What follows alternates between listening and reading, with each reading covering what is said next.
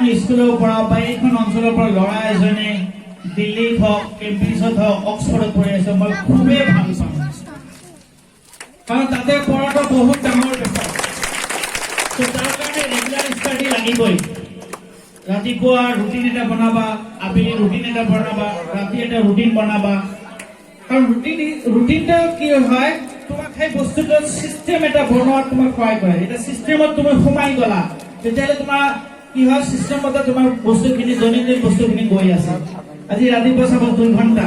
9টাৰ পৰা যদি স্কুল হয় মই ৰাতিপুৱা উঠিছো 6টাত উঠিছো বা 5টাত উঠিছো 3 ঘণ্টা পঢ়িলো বা 2 ঘণ্টা পঢ়িলো এটা হওক বা দুটা চাবজেক্ট ভগাইলো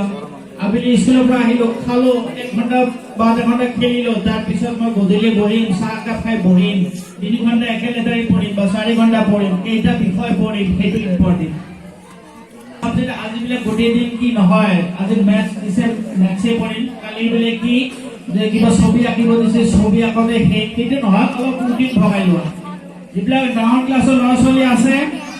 ৰুটিনটো কম্পালচাৰী কাৰণ ৰুটিন নোহোৱাকৈ কেতিয়াও মানে সাকসেস হোৱাটো সাকসেস হ'বই নোৱাৰি ৰুটিন লাগিব নহ'লে খেলি মেলি হৈ যাব কোনোবাই যদি চলিব পৰা তেতিয়াহ'লে জীৱনত